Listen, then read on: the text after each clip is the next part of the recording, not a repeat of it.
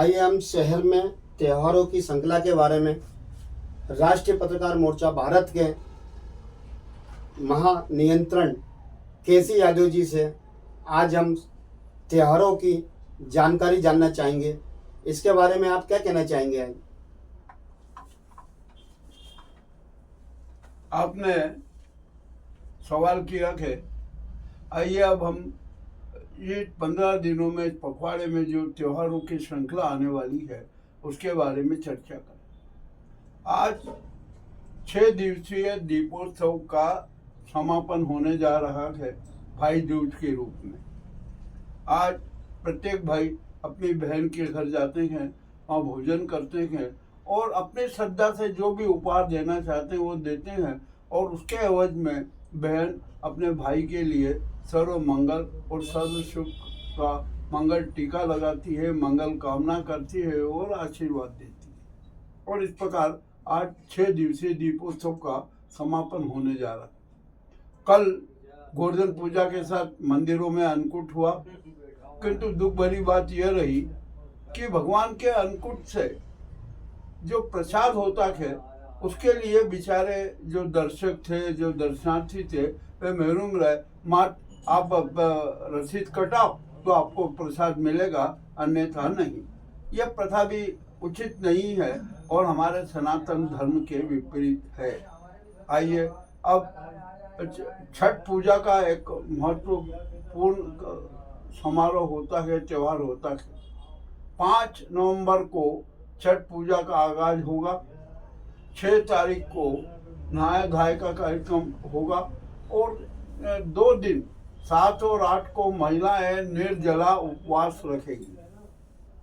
7 तारीख अपने आप में अति महत्वपूर्ण रहेगी क्योंकि इस दिन अस्त होते सूर्य को महिलाएं अर्घ्य देती है और इस प्रकार 8 तारीख को जो उदित सूर्य होता है उसको अर्घ्य देकर अपना उपवास खोलती है।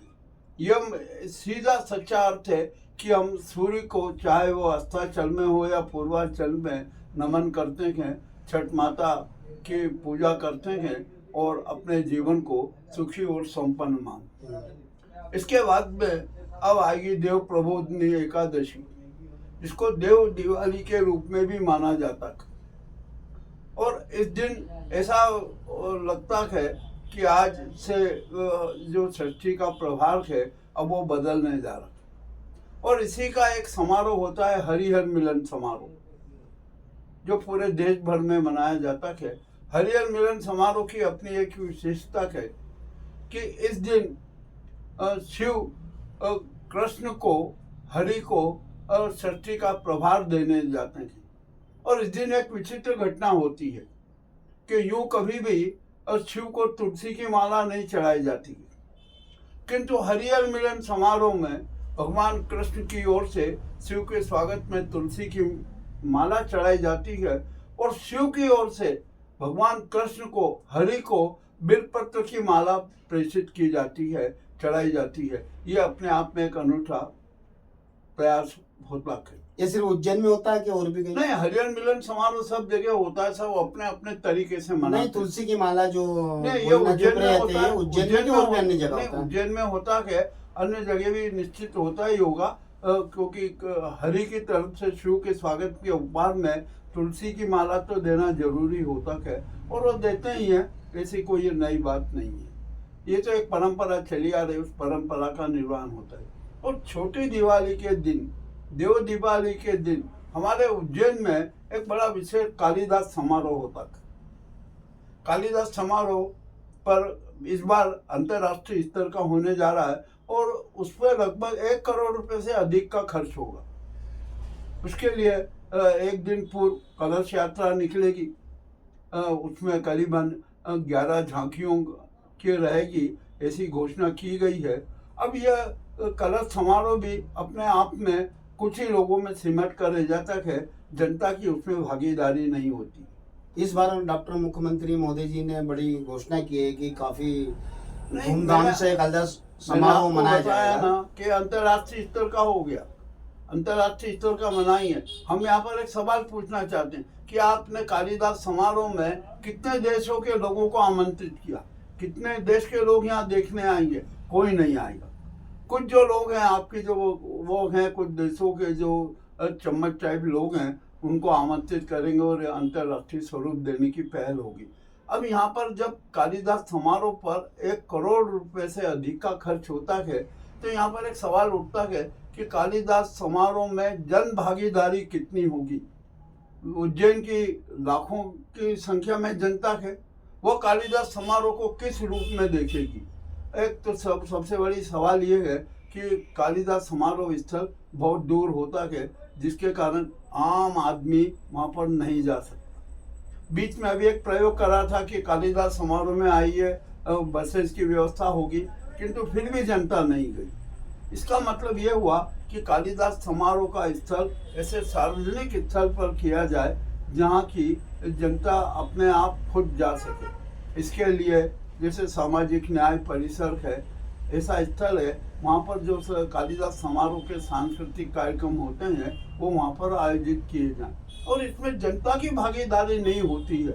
हर बार कालिदास समारोह में होता है, लाखों रुपया खर्च होता है, इस बार 1 करोड़ खर्च होगा, वो व्यर्थ में चला जाता है। और कुछ चुनिंदा बौद्धिक लोग उसमें देखते हैं, कुछ नाटकबाज देखते हैं, और इस प्रकार कालिदास समारोह हो जाता है। मगर कालिदास समारोह को सच्चे अर्थों में जनता का समारोह बनाना बहुत जरूरी है। यदि हमने उसको जनता का समारोह नहीं बनाया तो कालिदास समारोह की जो परंपरा है वह धूमिल होगी। मैं तो कह रहा हूँ कि इससे जो कालिदास समारोह जो इतने करते हैं, मोहल्लों में तेजा कालिदास जी समारोह के नाम पर मोहल्लों में तेजा जी की कथा करवा दे तो हजारों जनता वहाँ पर उमड़ेगी।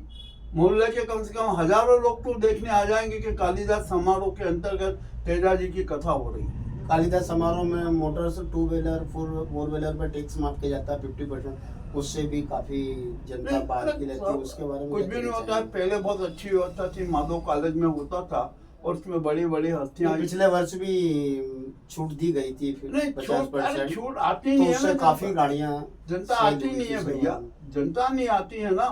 अब कालिदास समारोह में नाटक देखेंगे, कुछ लोग आ जाते हैं, नाट्य कर्मी है, रंगकर्मी है, इनकी भीड़ रहती है। आम आदमी को तो कालिदास समारोह से कोई मतलब ही नहीं रहता, तो यह एक पूरा समारोह होता। अब इसी के साथ कालिदास समारोह के साथ कार्तिक मेले का भी शुभारंभ हो जाता है।